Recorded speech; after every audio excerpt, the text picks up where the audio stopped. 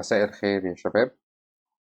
محاضرة النهاردة احنا هنتكلم عن الدوال الأساسية أو تقدر تقول الدوال اللي انت محتاجها لو انت رايح انترفيو. طيب محاضرة النهاردة مليانة دوال كتير، فنركز مع بعض كده. تعالى نبدأ الأول ونعرف الداتا بتاعتي بتقول ايه. أنا عندي هنا داتا لفروع وداتا مبيعات.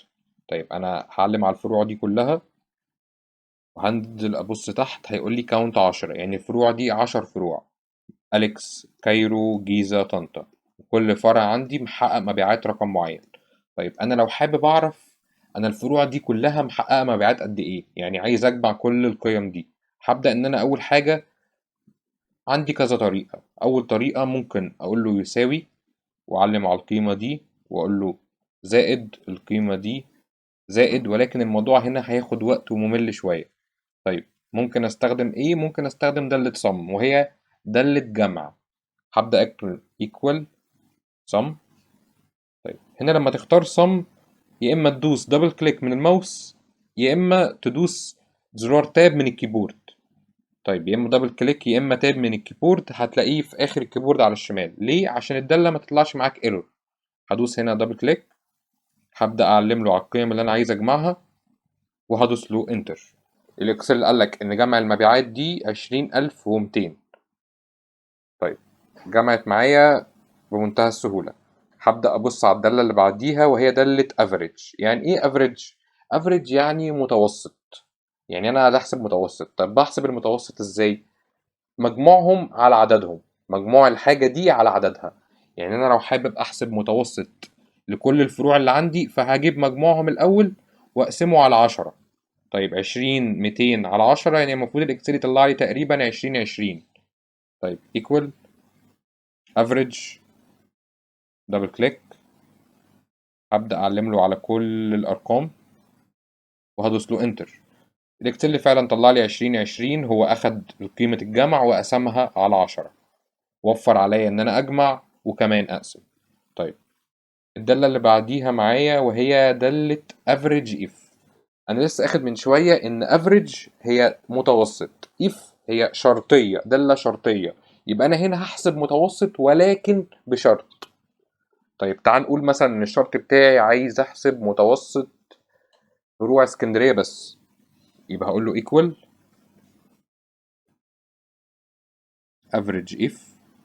هيقول لي أول حاجة عندك range criteria و average range. طيب تعال نبدأ واحدة واحدة. الرينج وهي الحاجة اللي عندي بولدد ومنورة، اللي هو أنا لسه في خلية الرينج، هي مكان تواجد الشرط. الشرط بتاعك متواجد فين؟ أنا قلت من شوية إن شرطي عايز أحسب متوسط لفروع اسكندرية بس، فالشرط بتاعي موجود في الفروع. الرينج مكان تواجد الشرط. هدوس فاصلة. طيب هتاخد بالك لما دوست فاصلة إن كلمة كريتيريا هي اللي نورت معايا. طيب عملت منين الفاصلة دي؟ دوست على واو، وفي ناس ممكن تشتغل معاها من الكاف. طب في ناس ممكن تعمل فاصلة بواو وناس ممكن تعمل فاصلة بكاف. ايه الفرق؟ فرق فيرجنز مش أكتر. طيب تعال نرجع تاني. أنا الرينج مكان تواجد الشرط علمت له على الفروع. الكريتيريا عايز ايه بقى من الفروع دي؟ أو ايه الشرط بتاعك؟ أنا الشرط بتاعي عايز اسكندرية. هدوس له فاصلة. هنا هيقول لي ايه القيم اللي عايز تحسب ليها متوسط. هبدأ أعلم على كل قيم المبيعات بتاعتي وهدوس انتر. هيطلع لي يقول لي ان اسكندرية متوسط رقمها 2000. طيب تعال نبص مع بعض كده.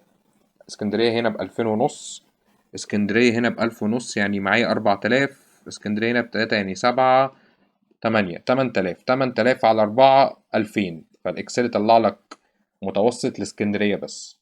طيب تعال نبص على الدالة اللي بعديها وهي من اسمها كده دالة ماكس. يعني ايه ماكس؟ يعني أعلى قيمة. طيب أنا لو حابب أحسب أعلى قيمة عندي في المبيعات هتبقى 4000. طيب تعال نجرب كده. أقول له يساوي وأكتب له دالة ماكس، دبل كليك، هبدأ إن أنا أعلم على القيم بتاعتي كلها وهدوس انتر. المتوقع إن الإكسل يطلع لي 4000 والعكس وهي دالة مينيمم. هكتب له equal minimum. طيب هعلم له على المبيعات كلها وقبل ما ادوس انتر المتوقع ان هو يطلع لي 800. انتر 800. يبقى دالة ماكس أكبر قيمة، دالة مينيمم أقل قيمة. طيب هبدأ أبص على الدالة اللي عندي بعد كده، وهي دالة كاونت. كاونت كده من اسمها، فهي دالة جمع، بتجمع أو بتديك عدد لشيء. طيب تعالى نجرب. equal count. عايز مثلا أجمع المبيعات دي، قال لي 10. طيب حلو قوي، المرة دي أنا هجمع، ولكن هجمع الفروع. أعلم على كل الفروع وأدوس انتر. هكتشف إن هو طلع لي زيرو، ما طلعليش 10. طب هو ليه هنا طلع 10 وهنا طلع زيرو؟ 10 هنا لأن أنا جمعت المبيعات. معنى كده إن دالة كاونت مش بتقدر تقرا النصوص، هي بتقدر بس تقرا الأرقام. طيب هعمل إيه في المشكلة دي؟ أنا هقدر أستخدم دالة تانية بتقرا النصوص. هقول له equal، ولكن المرة دي هكتب له كاونت، دالة كاونت، وهبدأ إن أنا أعد الفروع. هدوس انتر هيطلع لي 10. يبقى دالة كاونت بتعد الفروع. تعال نجرب برضو في الأرقام.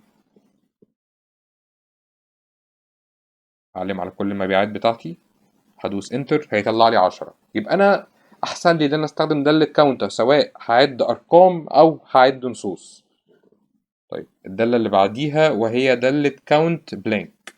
كاونت لوحدها عدد، بلانك يعني فارغ، يبقى أنا هنا مطلوب مني يعد الفارغ. طيب هقول له equal count blank، علم على المبيعات، ادوس انتر هيطلع لي 0 لان احنا ما عندناش خلايا فارغه هنا. اقول له count، المره دي هعد الفروع الفارغ منها، ادوس انتر هيطلع لي برضو 0. طيب انا لو حابب ان انا اجرب الداله سواء شغاله او لا، هبدا ان انا امسح له من هنا اليكس، هيديني 1. طيب انا لو شلت من هنا 1000 هيديني برضو 1. الاكسل بيقول لك عندك خليه هنا فارغه وخليه هنا فارغه، وهتاخد بالك ان الكاونتة بقت 9 ما بقتش 10. ليه؟ لان انت شلت حاجة، بقى عندك خلية فارغة وعندك 9 خلايا، او 9 حاجات هو لسه جايب لها عدد حالا. طيب نرجع تاني وندوس كنترول وزد، كنترول وزد، نرجع في الخطوة بتاعتي. تعال نبص على كده على الدالة اللي عندنا وهي دالة count if. طيب count لوحدها عدد، if شرط، يبقى هنا اكيد هعد، ولكن هعد بشرط. equal count if.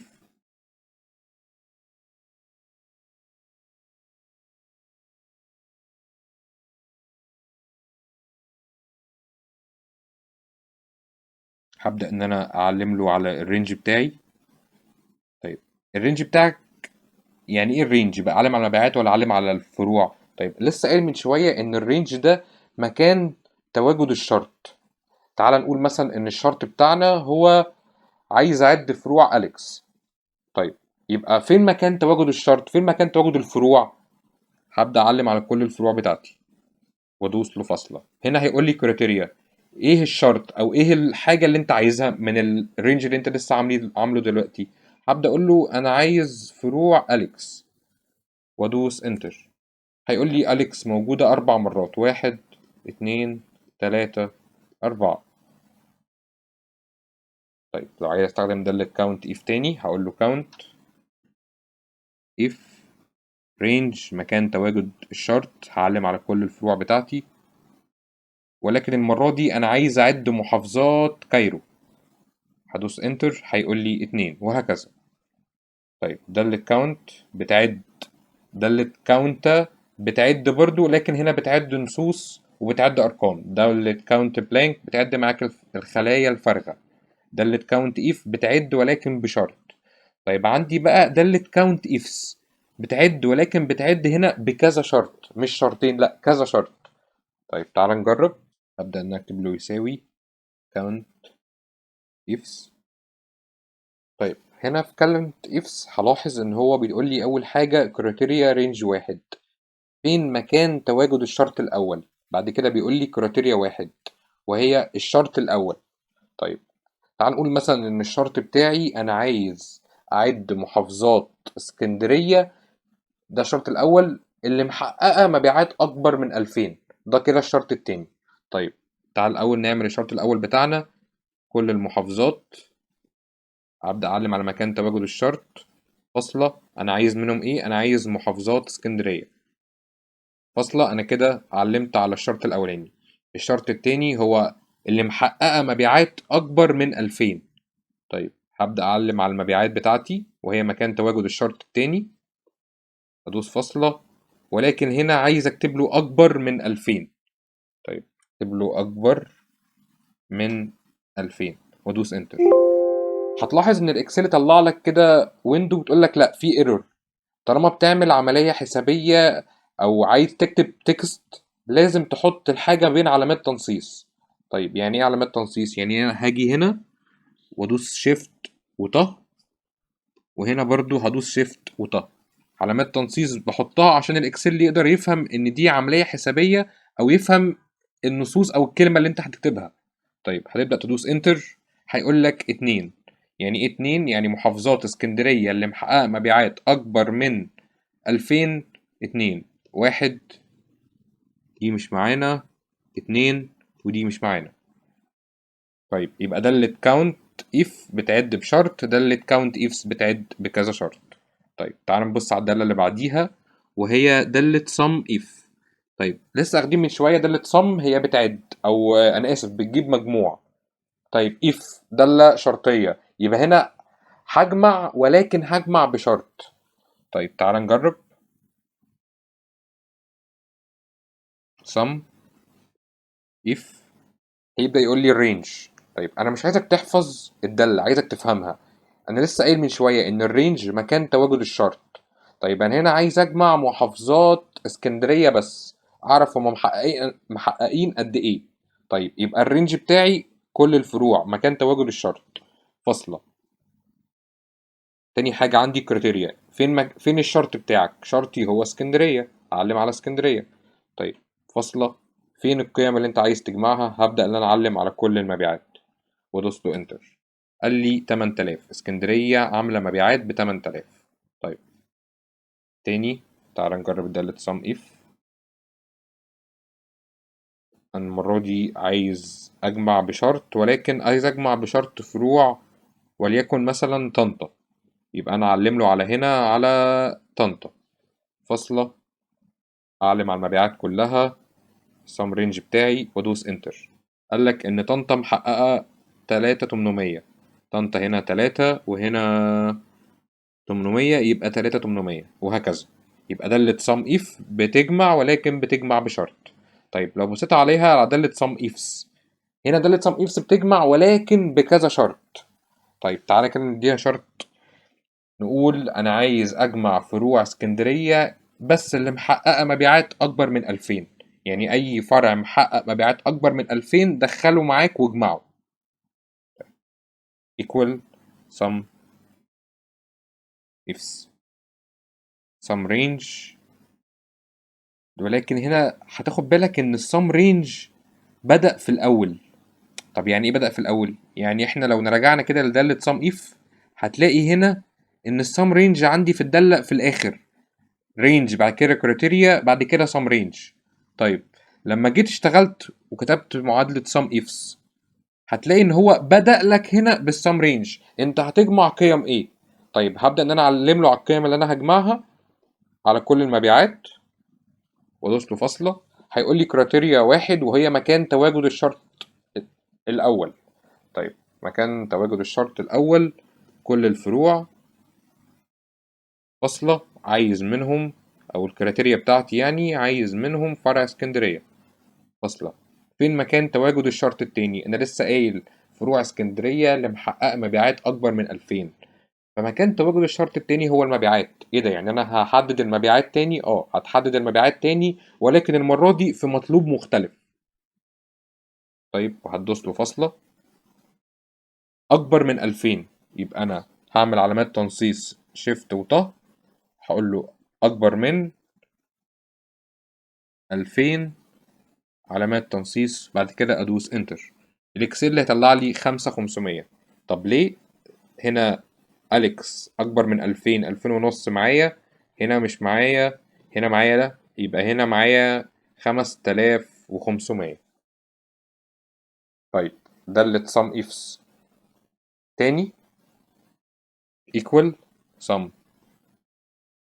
ifs. طيب sum range هيجمع ايه؟ هيجمع المبيعات كلها فاصلة مكان تواجد الشرط، مكان تواجد الشرط وهي الفروع فاصلة. لكن المرة دي تعال نقول إن أنا عايز أجمع فروع كايرو، أنا عايز أجمع فروع كايرو. طيب فاصلة اللي محققة مبيعات فوق 1000. طيب هعلم على المبيعات تاني فاصلة. المرة دي هقول له أكبر من 1000، علامات تنصيص أكبر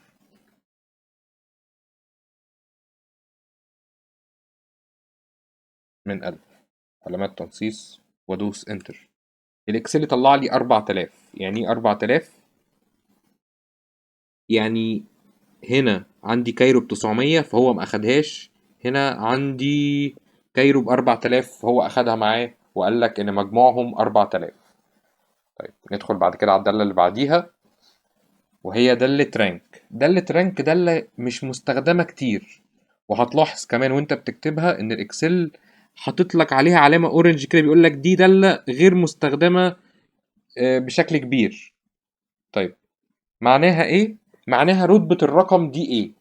طب يعني ايه رتبة الرقم؟ يعني لو قلنا مثلا ان رقم 800 من الارقام دي كلها، لو انت بتعد من الصغير للكبير يبقى رقم 800 ده اول ولا اخر قيمة؟ لا ده اول قيمة صغيرة. طيب هبدأ اقول له الرقم 800. طيب الريفرنس الرينج بتاعك اللي هو هيبص فيه. طيب اعلم له على كل المبيعات فاصلة. هيقول لك الاوردر عايز تمشي من الكبير للصغير ولا عايز من الصغير للكبير. انا هقول له هنا ascending او اكتب له 1، انا عايز امشيها من الصغير للكبير. هدوس انتر هيقول لي والله رقم 800 هو اول اصغر قيمة. طيب انا لو شلت هنا ال1 وخليتها مثلا 0 فهو هيقول لي والله رقم 800 هو عاشر اصغر قيمة. عرفنا الفرق؟ يبقى هنا في الاوردر لو عايز اخليه يعد ولكن من الكبير للصغير descending، من الصغير للكبير ascending. طيب تعال نبص على الدالة اللي بعديها وهي دالة SQRT. الدالة دي بتجيب جذر تربيعي، يعني لو في حاجة اخدة باور 2 تقدر ترجعها لك تاني لأصلها.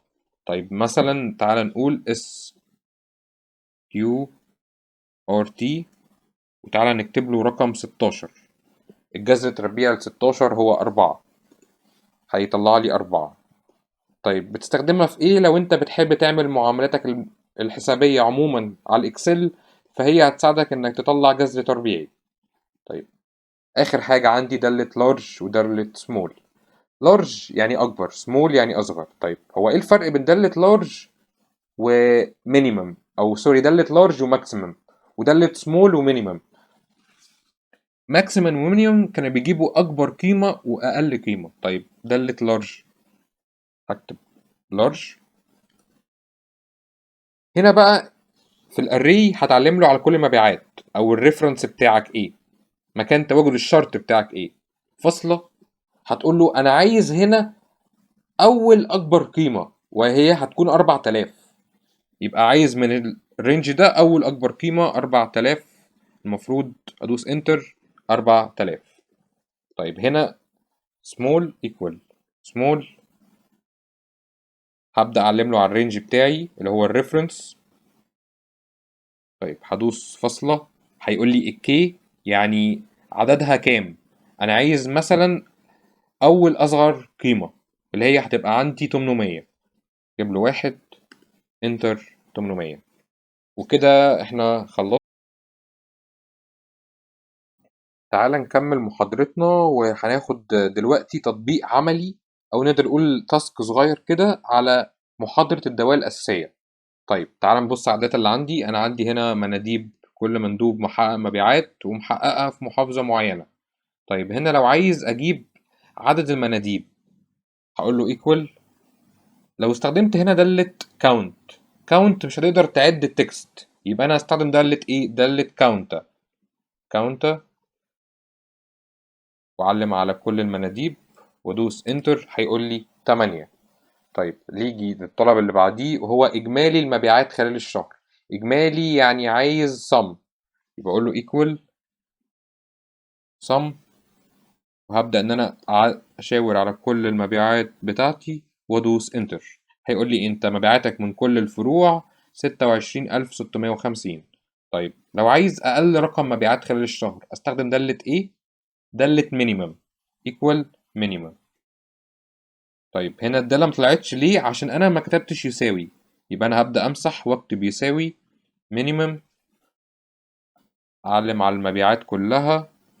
قبل ما ادوس انتر المتوقع يطلع لي 950 وهي اقل رقم مبيعات، انتر 950. طيب اكبر رقم مبيعات يبقى هستخدم دالة ماكس، اعلم له على المبيعات والمفترض ان هو يطلع لي 8500، انتر 8500.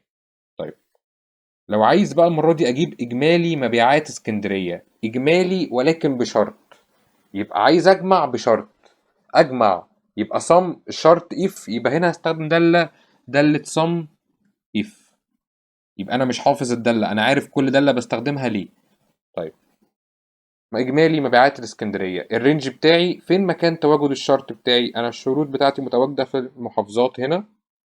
طيب فاصلة، ايه الشرط بتاعك؟ ايه الكريتيريا بتاعتك؟ انا عايز والله اسكندرية، فاصلة، هبدأ اشاور على المبيعات وادوس له انتر هيقول لي 10000. طيب اسكندرية هنا محققة 1500 وهنا 8500، يبقى عندي 10000. طيب هنا مطلوب منك إجمالي مبيعات ولكن مبيعات دمياط، يبقى برضو أنت هتجمع ولكن بشرط sum if الرينج بتاعك مكان تواجد الشرط المحافظات، فاصلة، هتختار المرة دي دمياط، فاصلة، المبيعات، انتر هيطلع لك 2000. دمياط طالع عندي ب2000.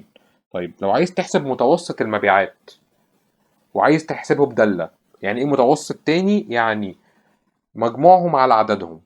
طيب مجموعهم كان الرقم ده على 8، تعال نشوف هيطلع كام. equal average، دالة average دالة المتوسط، هبدأ أعلم على المبيعات بتاعتي وأدوس انتر. هنا هيقول لي 3331. طيب في ناس عندها في الفيرجن لو داست انتر هيطلع لها علامات عشرية. يعني ايه علامات عشرية؟ يعني يطلع لها الرقم كده. طيب لو الاكسل طلع لك الرقم كده وحابب ان انت ترجعه رقم صحيح، هتيجي هنا وتدوس مرة هيشيل رقم، مرة كمان هيشيل لك علامة ويرجع رقم صحيح. طيب هنرجع تاني، متوسط مبيعات القاهرة، يبقى عايز هنا يحسب متوسط ولكن متوسط بشرط، متوسط لوحدها average شرط يعني average if، يبقى اقول له equal average if. الرينج بتاعي فين مكان تواجد الشرط، هعلم على كل المحافظات واقول له الشرط بتاعي القاهرة، فاصلة average range يعني عايز يحسب متوسط لقيم، هي دي القيم، انتر. ده متوسط مبيعات القاهرة، جاب مجموع مبيعات القاهرة وقسمها على 1 2. لو عايز متوسط مبيعات اسكندرية هقول له equal average if الرينج المحافظات، فاصلة، أنا عايز محافظة اسكندرية، فاصلة، أنا عايزك تحسب لي الافريج رينج للمبيعات ده، انتر هيديك 5000. طيب ليه 5000؟ أنا على إجمالي مبيعات اسكندرية كانت 10 وعندي 2 اسكندرية، 10000 على 2 5000. وكده يبقى احنا خلصنا محاضرة الدوال الأساسية.